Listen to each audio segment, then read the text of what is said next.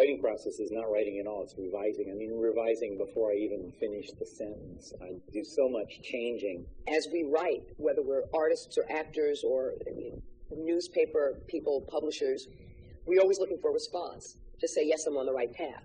Or our vision needs to be strong enough so that as it gains momentum and other people come in, that revision only makes it greater. It used to be that I'd be working on first draft for an entire year, and I'd spend an entire year of my life thinking, this is terrible, I'm a terrible writer, and I've lost whatever gift I had, whatever that means, and I'm in big trouble.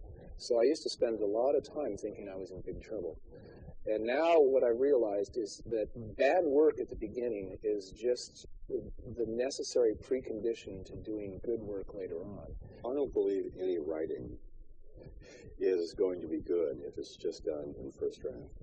I think first draft is something that we do, as some writers have said, just to see if we have something that's worth going on with. Just the first draft is just to see if we have something worthwhile. If it is worthwhile, I think we do a second draft, in which case we take the junk out that doesn't belong there, and we add things that we didn't get in the first draft. And that's second draft, at least for me. Then the third draft, we have an opportunity finally to polish. And if we're lucky, and the muses are with us, maybe we don't have to go beyond third draft. But sometimes it might be 20 drafts before everything is functioning organically. I think you can tell a newer writer from the writers that have been here longer is that you are much more willing to cut. And the thing is, even if it's a great joke, you know that you're writing 3 more sketches next week, so just put it in something else.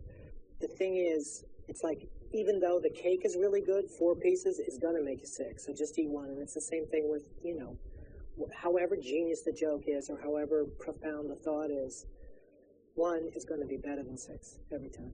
No matter what form you're working in, when you start doing it, you're afraid to revise. And it makes you afraid to write. If you're afraid to revise, you're afraid to write. I think that's true of any kind of writing.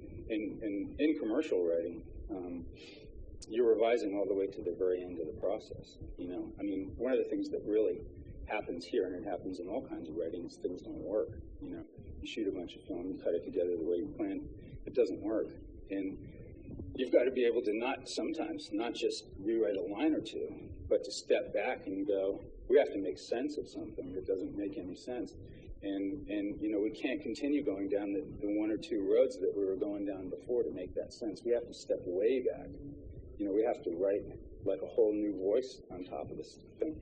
We have to start with the thing that we thought was the end.